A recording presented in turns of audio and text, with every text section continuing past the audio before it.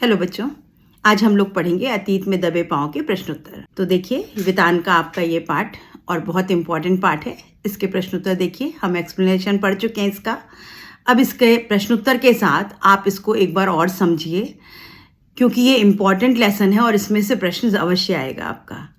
तो पहला प्रश्न है पाठ्य पुस्तक का, सिंधु सभ्यता साधन संपन्न थी पर उसमें भव्यता का आडंबर नहीं था, कैसे?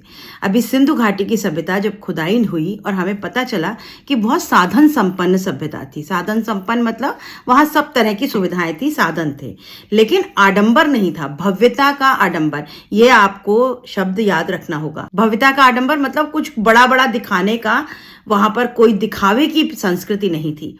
आडंबर नहीं था, शो ऑफ नहीं करते थे वो, अपनी भव्यता का, अपने बड़प्पन का शो ऑफ नहीं करते थे। तो ये आपको प्रूफ करना है कैसे।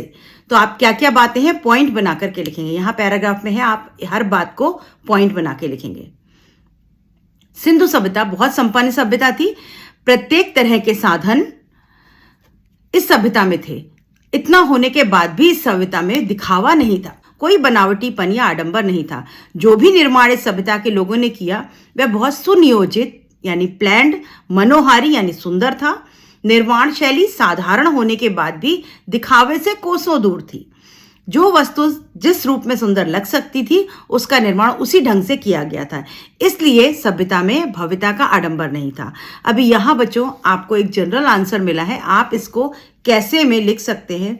राजा की मूर्ति छोटी थी, बड़े बड़े मुकुट नहीं थे, कोई भी महल बड़ा नहीं था, कोई बड़ा महल, राजा का कोई महल नहीं मिला, कोई भी चीज आकार में बड़ी नहीं थी, और वहां पर अस्त्र शस्त्र नहीं थे, शायद सेना भी नहीं थी। तो इस सब से हमें पता लगता है कि वहां किसी भी भव्यता का आडंबर नहीं था, सब कुछ लो प्रोफाइल था। साधन संपन्न होने के बाद भी उसमें कोई भव्यता का दिखावा नहीं था। आप यहाँ पॉइंट बना के इस तरह से भी लिख सकते हैं। प्रश्न 2 है जो कि कई बार पूछा गया, सिंधु सभ्यता की खूबी उसका सौंदर्य बोध है जो राजपोषित या धर्म पोषित ना होकर समाज पोषित था, ऐसा क्यों कहा गया? अभी यहाँ तीनों टर्म आए हैं आपके, राजपोषित, धर्म पोषित और समाज पोषित। का मतलब क्या होता है? राजपोषित मतलब जब राजा अपनी प्रजा का पोषण करता है तो राजपोषित। धर्म, जब कोई धर्म सारी प्रजा का पोषण करता है तो धर्म पोषित। समाज पोषित, जब कार्य समाज के पोषण के लिए किया जाए, हर कार्य में पूरे समाज की उन्नति की बात की, विकास की बात की जाती है, तब समाज पोषित होता है। तो यहाँ पर ना तो राजा प्रजा का संबंध दिखाई दिया, ना इस तरह का कोई धर्म में दिखाई दिया। जो कुछ हमें साक्ष्य मिले, हमें ऐसा लगता है कि ये समाज पोषित सभ्यता थी, जो पूरे समाज के विकास का, उसकी कुशलता का ध्यान रख कर किया जाता था। उत्तर देखिए, सिंधु घाटी के लोगों में कला या सुरुचि का महत्व ज्यादा था। वास्तुकला या नगर नियोजन ही नहीं, धातु और पत्थर की मूर्तियां, मृत भांडे, उन पर चित्रित मनुष्य, वनस्पति, पशु पक्षी, छवियां, सुनिर्मित मोहरें, उन पर बारीकी से उत्कीर्ण आकृतियां, खिलौने, केश विन्यास, आभूषण, सुगढ़ अक्षरों में लिपि रूप सिंधु सभ्यता को तकनीकी सिद्ध से ज्यादा कला सिद्ध जाहिर करता है। अभी यहाँ पर तकनीकी तो थी, लेकिन तकनीकी से ज्यादा सुंदरता ऊपर थी। मतलब जो सौंदर्य की प्रति रुचि थी वो ऊपर थी, तकनीकी नीचे थी। तो यानी सौंदर्य की तरफ रुझान उनका ज्यादा था। खुदाई के दौरान जो भी वस्तुएं मिली या जो भी निर्माण शैली के तत्व मिले, उनसे सभी बातों से यही बात निकल के आती है कि सिंधु सभ्यता समाज प्रधान थी। मतलब समाज उनके लिए सबसे ऊपर था। यह व्यक्तिगत ना होकर सामूहिक थी। जैसे वहां सामूहिक स्नानघर मिले, अगर ऐसा होता तो राजा का हमाम, राजा का महल, राजा का कुंड दिखाई देता। जैसे बाद की सभ्यता में, मुगलों की सभ्यता में क्या दिखता है? राजा का बड़ा महल, राजा की आराम गृह। तो ये क्या थी? राजपोषित। यहाँ क्या था? सामूहिक यज्ञशाला मिली, सामूहिक वेदशाला मिली, सामूहिक स्नान गृह मिला। तो यहाँ पता चलता है कि सामूहिक सभ्यता थी जो समाज को प्रधान मानती थी। इसमें ना तो किसी राजा का प्रभाव था, ना किसी धर्म विशेष का प्रभाव था। इतना अवश्य था कि कोई ना कोई राजा होगा, लेकिन राजा पर आश्रित यह सभ्यता नहीं थी। इन सभी बातों के आधार पर हम ये कह सकते हैं कि सिंधु सभ्यता का सौंदर्य समाज पोषित था, यानी ये सभ्यता समाज पोषित थी। तो आपको ये 2-4 बातें इंपॉर्टेंट पॉइंट बना के लिखनी होंगी और फिर ये प्रूफ करना होगा कि इस तरह हम कह सकते हैं कि ये राज पोषित नहीं थी, धर्म पोषित नहीं थी, ये समाज पोषित सभ्यता। जिस सभ्यता को आज हम डेमोक्रेसी कहते हैं या उसी तरह उस समय भी जनता के लिए सरकार थी, यानी जो कुछ भी अनुशासन जरूर था वहां पर, राजा भी था, कोई नियम कानून चलता होगा, कोई प्रशासन, कोई मैनेजमेंट कुछ जरूर चलता होगा, लेकिन वहां पर कोई ऐसा नहीं था कि राजा का ही राजा के लिए काम चलता हो। काम जो था वो समाज के लिए चलता था, समाज के हित के में कार्य हुआ करते थे। तो ये समाज पोषित सभ्यता। तीसरा प्रश्न, पुरातत्व के किन चिन्हों के आधार पर आप ये कह सकते हैं कि सिंधु सभ्यता ताकत से शासित होने की अपेक्षा समझ से अनुशासित सभ्यता थी? अभी वहां पर ताकत कहीं भी नहीं दिखाई दी, समझ से, बुद्धि से, प्यार से अनुशासन चलता था। क्यों, कैसे पता चला? क्योंकि वहां पर औजार मिले लेकिन हथियार नहीं मिले, कहीं सेना के लिए कोई किलाबंदी नहीं मिली, कोई सेना के साक्ष्य नहीं मिले। तो पता चलता है कि सब कुछ अनुशासित था, लेकिन किसी डर से नहीं था, किसी के अनुशासन में नहीं था, किसी के डंडे के जोर पर वहां अनुशासन नहीं था। प्यार से, सौंदर्य से वहां अनुशासन चलता था, सब मिलजुल कर रहते थे। उत्तर देखिए, सिंधु सभ्यता से जो अवशेष प्राप्त हुए उनसे औजार तो हैं लेकिन हथियार नहीं है। मोहनजोदड़ो हड़प्पा से लेकर हरियाणा तक समूची सिंधु सभ्यता में हथियार उस तरह नहीं मिले जैसे किसी राजतंत्र में मिलते हैं। अगर आप किसी मुगलों के या जो हमारे राजा महाराजा मिलते हैं उनके महलों में चले जाएं तो बड़ी बड़ी गन जो है वो दीवार पे लगी होती हैं, भाले लगे होते हैं, शेर की खाल लटकी मिलेगी कि ये राजा ने उस समय शिकार किया था, ये उस समय शिकार किया था। लेकिन ऐसा वहां कुछ भी नहीं मिला। वहां पर क्या मिले? औजार मिले, तरह तरह के ताम्र के बने हुए, पत्थर के बने हुए औजार मिले, लेकिन हथियार वहां नहीं मिले। दूसरी जगहों पर राजतंत्र या धर्म तंत्र की ताकत का प्रदर्शन करने वाले महल, उपासना स्थल, मूर्तियां और पिरामिड आदि मिलते हैं। हड़प्पा संस्कृति में न भव्य राजप्रसाद मिले, ना तो बड़े बड़े महल मिले, ना बहुत बड़े बड़े मंदिर मिले, ना राजाओं और महलों की समाधियां मिली। मोहनजोदड़ो से मिला नरेश की सिर का मुकुट भी बहुत छोटा था। जो वहां से राजा का मुकुट मिला वो भी छोटा था, लो प्रोफाइल था। उन सब के बावजूद यहाँ लोग अनुशासन जरूर था, जो नगर नियोजन, वास्तुशिल्प, मोहर, ठप्पों, पानी, साफ सफाई जैसी सामाजिक व्यवस्थाओं में एक रूपता रखे हुए था। अभी जो वहाँ की नगर व्यवस्था थी, प्लानिंग थी, नाली का जो तंत्र था, जो वहां पर साफ सफाई थी, जो मोहरें मिली, उस सब से पता चलता है कि प्रशासन तो जरूर था, कोई ना कोई मैनेजमेंट जरूर था यहाँ पर, लेकिन राजा महाराजा जैसी वहां पर कोई आडंबर नहीं था। तो हम कह सकते हैं कि यह समाज पोषित सभ्यता थी। इन आधारों पर विद्वान मानते हैं कि यह सभ्यता समझ से अनुशासित सभ्यता थी, ना कि ताकत थी। यानी लोग एक दूसरे से समझ करके प्रेम से अनुशासन चलाते थे, समाज चलाते थे। किसी के डर से या किसी की ताकत का बोलबाला वहां नहीं था। यह कोई ताकत से अनुशासित सभ्यता नहीं थी। बच्चों, बात वही है। अगर आपको समझ में आ गई है और जो आपको पाठ की बातें याद हैं तो पॉइंट बना करके आप अपनी बात को प्रूव करते हुए उत्तर लिखेंगे इसको।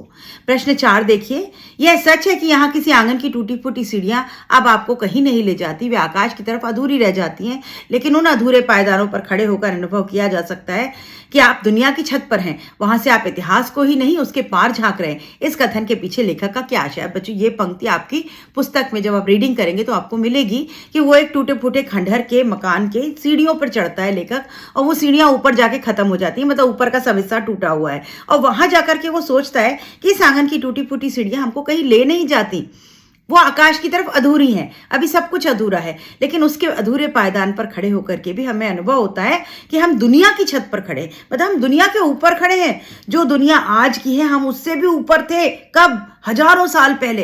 तो हम दुनिया के ऊपर हैं और वहां से इतिहास ही नहीं देख रहे, इतिहास के भी पार, यानी इतिहास के भी हम पीछे का देख सक रहे हैं, इतिहास के बाहर भी हम बहुत कुछ देख पा रहे हैं। यानी दुनिया के बारे में, अपने इतिहास के बारे में, जो इतिहास दब चुका था, सालों तक जमीन के अंदर दबा हुआ था, उसको हम आज जान पा रहे हैं उन सीढ़ियों पर निकल करके। तो इसको आपको, इस भाव को लिखना है। इसका आशय क्या है इस पंक्ति का? इसका आशय यही है कि खंडहर होने के बाद भी पायदान बीते इतिहास का पूरा परिचय देते हैं। इतनी ऊंची छत पर स्वयं चढ़कर इतिहास का अनुभव करना एक बढ़िया रोमांच होगा। सिंधु घाटी की सभ्यता केवल इतिहास ही नहीं बल्कि इतिहास के पार की वस्तु है। इतिहास के पार की वस्तु को इन अधूरे पायदानों पर खड़े होकर देखा जा सकता है। आज भी अगर आप उस स्थान पर पहुंच जाएं तो आपको लगेगा कि आप सचमुच उस प्राचीन सभ्यता में पहुंच गए। आज भी आपको घर के चूल्हों के पास से, चौकों के पास से खुशबू की एहसास होगा, कहीं पर बैलगाड़ियों की रुनझुन सुनाई देगी, लगेगा कि हाँ कभी यहाँ लोग जीवित थे, ये सभ्यता भी जीवित थी, अलाइव थी। आज भी आपको जाकर के एहसास होगा। ये अधूरे पायदान यही दर्शाते हैं कि विश्व की 2 सबसे प्राचीन सभ्यताओं का इतिहास कैसा था, और जो 2 सबसे बड़ी सभ्यता थी मोहनजोदड़ो और सिंधु घाटी की सभ्यता, ये विश्व की सबसे बड़ी सभ्यता और सबसे डेवलप्ड सभ्यता थी, सबसे प्रगतिवान सभ्यताएं थी, जिसको कि आज हम उन खंडहरों में जाकर के भी महसूस कर सकते हैं। प्रश्न 5, टूटे फूटे खंडहर सभ्यता और संस्कृति के इतिहास के साथ साथ धड़कती जिंदगियों के अनछुए समयों को भी दस्तावेज होते हैं। इस कथन का भाव स्पष्ट है। ये पंक्तियां हैं जिसको आपको एक्सप्लेन करना है। यहाँ पर वो क्या कह रहे हैं इस पंक्ति में, टूटे फूटे खंडहर, वो सभ्यता में क्या बचा, सिर्फ सब कुछ टूटा फूटा है, लेकिन फिर भी वो सभ्यता और संस्कृति का इतिहास जो हमारा पुराना इतिहास है उसमें धड़कती जिंदगियां, मतलब ऐसा लगता है वहां आज भी जीवन है। आप जब वहां पहुंच जाएंगे और आप दिल से वहां एहसास करेंगे तो आपको वहां आज भी जीवन का एहसास होगा, लगेगा सब कुछ जीवित है, सब कुछ हमारे आसपास लाइव हो गया है, अलाइव है, सब कुछ चल रहा है। ऐसी झड़कती जिंदगियों के अनछुए समय, वो समय जिसे हम छू नहीं सकते, केवल एहसास कर सकते हैं, उसका दस्तावेज है। दस्तावेज मतलब उसका प्रूफ है, साक्ष्य है। हम अपनी पुराने इतिहास को कैसे जानते हैं, कैसे समझते हैं, इसी तरह की एक्सकेवेशन साइट्स पर जहां खुदाई करके हमें अपने पुराने इतिहास के बारे में पता चलता है, और जब हम वहां खड़े होकर के उस इतिहास के बारे में सोचते हैं, उन साक्ष्यों को देखते हैं, तो हमें लगता है काश हमने वो सब कुछ पहले देखा होता, या हमें आज भी उसका एहसास होता है। ये इस पंक्ति का आशय है। कैसे लिखेंगे इसको? उत्तर देखिए, यह सच है कि टूटे फूटे खंडहर सभ्यता और संस्कृति के इतिहास के साथ धड़कती जिंदगियां अनछुए समयों का दस्तावेज होते हैं। मोहनजोदड़ो के प्राप्त खंडहर यह एहसास कराते हैं कि आज से 5000 साल पहले कभी यहाँ बस्ती थी। ये खंडहर उस समय की संस्कृति का परिचय कराते हैं। लेखक कहता है कि इस आदिम शहर के किसी भी मकान की दीवार पर पीठ टिकाकर सुस्ता सकते हैं। मतलब आप किसी भी दीवार पर ऐसे रखकर खड़े होंगे तो आपको एहसास होगा कि इस घर के अंदर अभी लोग हैं, आवाजें आ रही हैं। चाहे वह खंडहर क्यों ना हो, किसी भी घर की देहरी पर पांव रखकर आपको सहसा सहम सकते हैं। रसोई की खिड़की पर खड़े होकर आप गंध महसूस कर सकते हैं, या शहर के किसी सुनसान मार्ग पर कान देकर बैलगाड़ियों की रुनझुन सुन सकते हैं। इस तरह जीवन के प्रति सजग दृष्टि होने पर पुरातत्व खंडहर भी जीवन की धड़कन सुना देते हैं। ये एक प्रकार के दस्तावेज होते हैं जो इतिहास के साथ साथ उस अनछुए समय को भी हमारे सामने उपस्थित कर देते हैं। अगर आप किसी हिस्टोरिकल मॉन्यूमेंट में जाएं तो जो गाइड आपके साथ जाते हैं बच्चों, वो बताते हैं यहाँ राजा उस समय बैठ करके और सितार वादन सुना करते थे। तो उस समय वाकई ऐसा लगता है हाँ सचमुच ऐसा होता होगा। यहाँ पर बैठ के वो नर्तकियों का नृत्य देखा करते थे, तो सचमुच लगता है कि हाँ ऐसा होगा। उस समय का एहसास हम भी कर पाते हैं। जब वहाँ उस समय वो फव्वारे चलते हैं और म्यूजिकल फाउंटेन चलते हैं, तो हमें उस काल में जाकर के एहसास होता है कि शायद उस समय ऐसा होता होगा। जब आप ये फतेहपुर सीकरी या कुछ इस तरह के महल वहल देखिए और गाइड इस तरह के भाषण देता है, बताता है, तो हमें लगता है कि हम उस काल में पहुंच गए। बिल्कुल वैसा ही आभास आपको वहां पहुंचकर, सभ्यता में पहुंचकर होगा। किसी घर की दीवार पर खड़े हो जाए तो आपको लगेगा हाँ अंदर कोई है। कान लगा के सुने तो बैलगाड़ियों की रुनझुन की आवाज़ सुनाई देगी। किसी चौके में झांक के देखें तो आपको उठते हुए खाने की खुशबू जो है वो आपको सुनाई महसूस होगी। ये सब क्या है? ये हमें हमारे प्राचीन इतिहास के साक्ष्यों को देख करके प्राचीन इतिहास का पता लगता है, अंदाजा लगता है, हम महसूस कर पाते हैं कि हम आज ही नहीं, हम उस 5000 साल पुरानी सभ्यता के अंश हैं जो तब भी इतनी विकसित हुआ करती थी। अभी यहाँ एक प्रश्न है कि इस पाठ में एक ऐसे स्थान का वर्णन है जिसे बहुत कम लोगों ने देखा होगा, परंतु इससे आपके मन में उस नगर की एक तस्वीर बनती है। किसी ऐसे ही ऐतिहासिक स्थल जिसको आप नजदीक से देखा हो का वर्णन अपने शब्दों में करिए। अब ऐसे आपने कोई हिस्टोरिकल सिटी देखे हो तो आप उसका वर्णन कर सकते हैं। जैसे आप आगरा जाएं, या आप कानपुर जाएं, या आप राजस्थान में जयपुर, उदयपुर जाएं, तो ऐसे किसी हिस्टोरिकल का वर्णन आपको अपने शब्दों में लिखना है। प्रश्न 7, नदी, कुएं, स्नानघर और बेजोड़ निकासी व्यवस्था को देखते हुए लेखक पाठकों से प्रश्न पूछता है कि क्या हम सिंधु घाटी सभ्यता को जल संस्कृति कह सकते हैं? आपका जवाब लेखक के पक्ष में है या विपक्ष में तर्क दें। ये इंपॉर्टेंट प्रश्न है, अक्सर पूछा जाता है। हम उस संस्कृति को जल संस्कृति कह सकते हैं, ये सच है। क्यों कह सकते हैं? क्योंकि वहां पानी की व्यवस्था बहुत अच्छी थी। अब इसको आपको पॉइंट बना के एक एक साक्ष्य लिखने होंगे। उत्तर देखिए, सिंधु घाटी सभ्यता में नदी, कुएं, स्नानघर, बेजोड़ निकासी व्यवस्था के अनुसार लेखक इसे जल संस्कृति की संख्या देता है। मैं लेखक की बात से पूर्णतः सहमत हूं। सिंधु घाटी की सभ्यता को जल संस्कृति कहने के समर्थन में निम्नलिखित कारण है। पहला, यह सभ्यता नदी के किनारे बसी थी, यानी जल से ही शुरू हुई। मोहनजोदड़ो के निकट सिंधु घाट नदी बहती है 5 किलोमीटर दूर पर। यहाँ पीने के पानी के लिए लगभग 700 कुएं थे। ये कुएं पानी की बहुतायत सिद्ध करते, मतलब पानी की कमी वहां पर नहीं थी। मोहनजोदड़ो में स्नान गृह मिला, जो एक पंक्ति में 8 स्नानघर एक साथ थे, जिनमें कोई भी द्वार एक दूसरे के सामने नहीं खुलता था। कुंड में पानी के रिसाव को रोकने के लिए चूने और चिराड़ी के गारे का इस्तेमाल किया गया था। कुंड में एक प्लास्टर बनाया गया था, एक लेयर बना दी गई थी, जिससे गंदा पानी अंदर ना आ सके।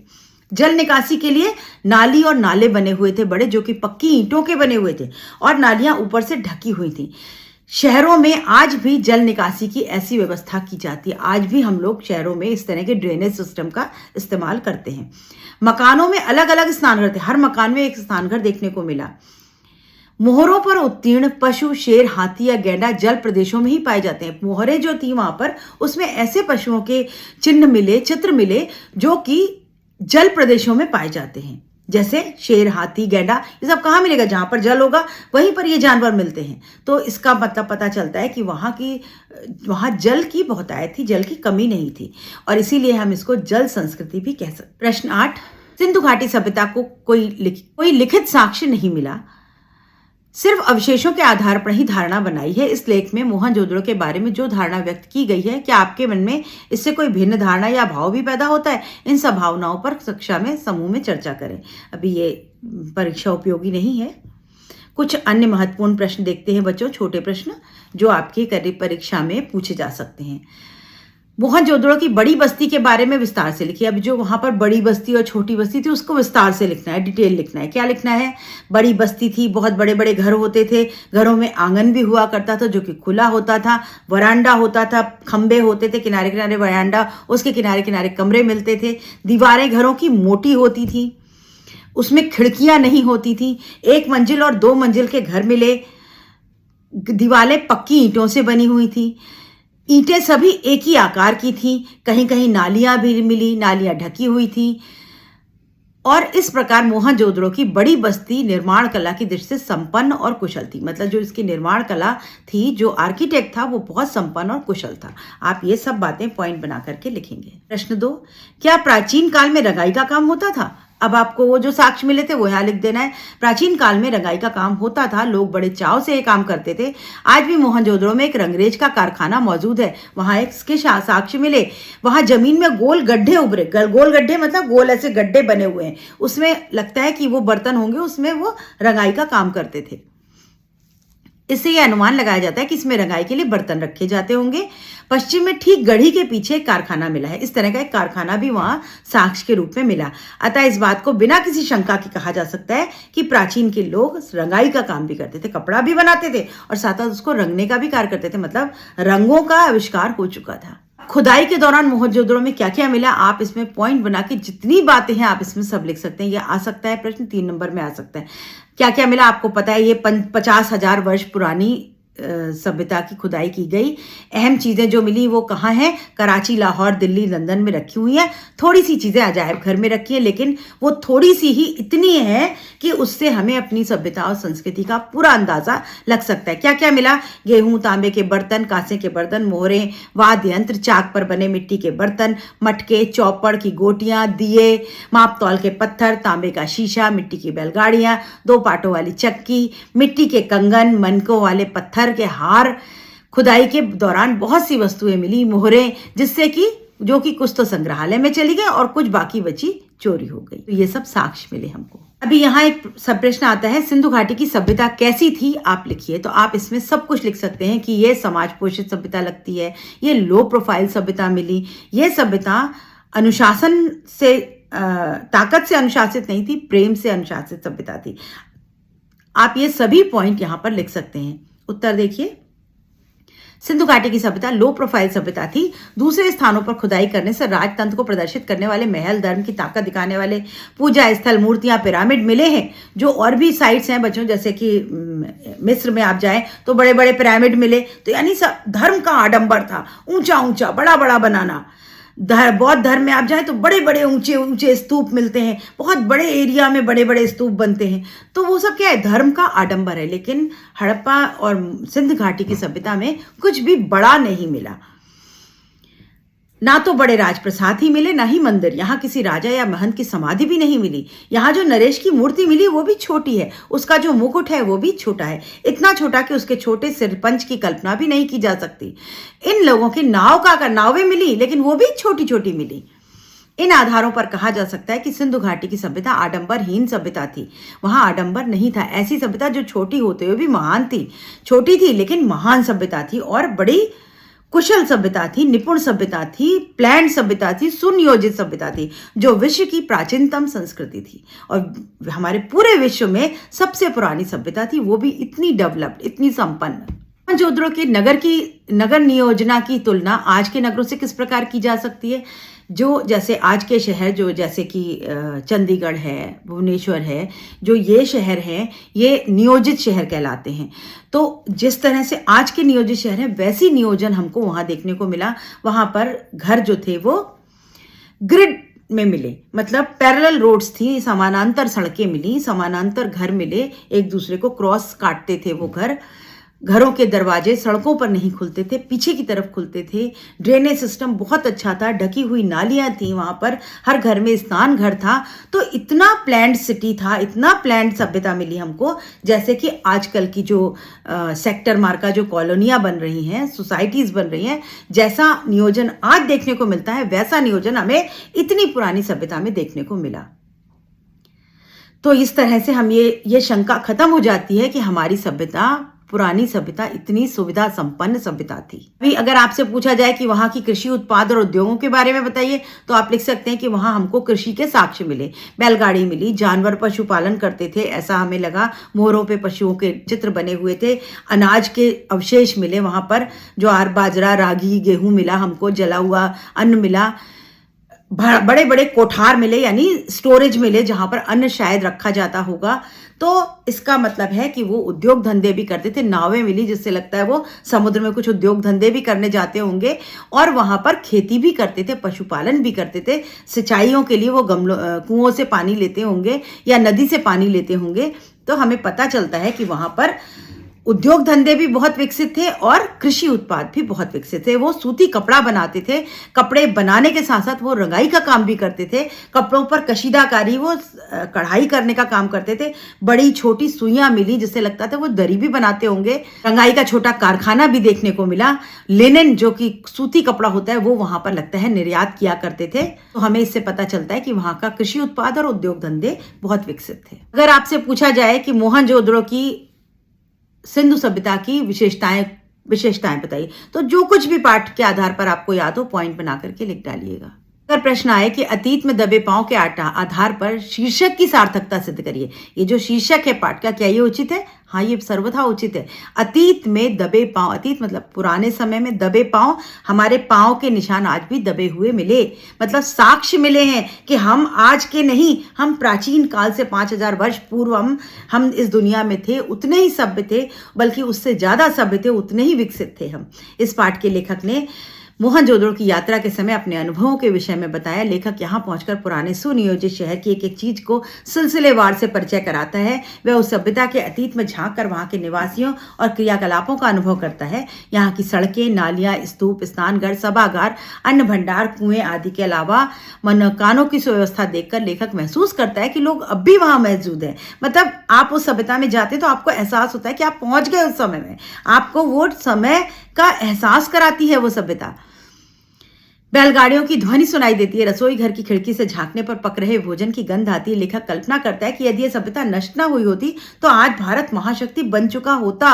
यह शीर्षक सर्वथा उपयुक्त है। आज हम कहते हैं ना कि भारत विश्व की महान शक्तियों के बीच में पहुंच रहा है, पहुंच रहा नहीं। अगर हम ये सभ्यता नष्ट ना हुई होती, कोई ऐसी प्राकृतिक आपदा ना आई होती, हम परतंत्र ना हुए होते, 200 साल की गुलामी ना झेली होती, तो शायद भारत महान शक्ति होता, सबसे ऊपर होता विश्व में आज, क्योंकि हमारी सभ्यता आज की नहीं 5000 वर्ष पुरानी सभ्यता है। बच्चों, यहाँ पर पाठ के सभी प्रश्न और कुछ और इम्पोर्टेंट प्रश्न सभी समाप्त होते हैं और अब मुझे उम्मीद है कि आपको सारे बातें समझ में आ गई होंगी। आप किसी भी प्रश्न का उत्तर लिख सकते हैं। कुछ पॉइंट्स याद रखने हैं। अभी मैं इस पाठ के पॉइंट वाइज आपको इसका एक शॉर्ट नोट्स दूंगी, जिसको बस याद रख लीजिए, पढ़ लीजिए और एग्जाम के लिए आप तैयार बच्चों, आज हमारा वितान यहाँ पर समाप्त होती है। अपनी पढ़ाई करते रहिए, चैनल को लाइक शेयर सब्सक्राइब करिए, बार बार रिव्यू करके आप अपने वीडियो को रिवाइंड करके देखिए, पढ़िए, समझने की कोशिश करिए। वीडियो को लगा करके कान में सुनिए, आपको सब कुछ अपने आप याद हो जाएगा। हिंदी की तैयारी बहुत आसान है बच्चों। All the best, good bye.